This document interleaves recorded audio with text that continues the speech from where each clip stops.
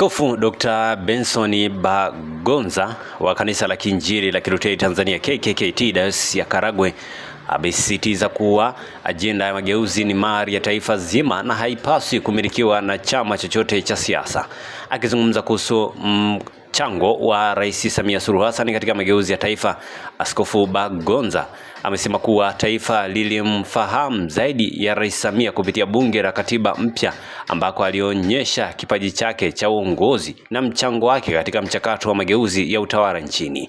Ndiyo, alikuwa waziri katika serikali ya mapinduzi na serikali ya Jamhuri ya Muungano wa Tanzania, lakini hatukumjua kipawa chake kilionekana zaidi wakati wa Bunge la Katiba.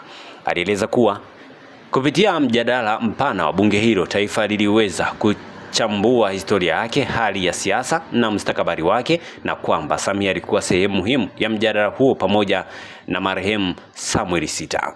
Askofu Bagonza alisisitiza kuwa Rais Samia ni alama ya mageuzi, na alipotangaza falsafa ya 4R mojawapo ikiwa ni reforms, mageuzi, alikuwa anaendeleza msingi aliyowahi kushiriki kujenga. Hata hivyo, alieleza kuwa anatamani Rais Samia apige flashback ili kutathmini kile alichomjenga na kuendeleza kwa maslahi ya taifa.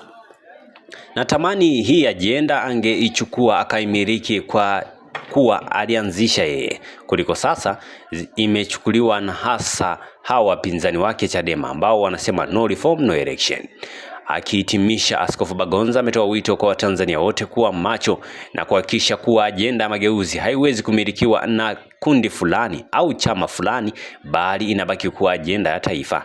Amesisitiza kuwa mageuzi yalianza tangu awamu zilizopita na aridhika zaidi katika awamu ya 4 ambayo ilisababisha kuundwa kwa Bunge la Katiba na kumfanya Rais Samia kufahamika zaidi kwa Watanzania.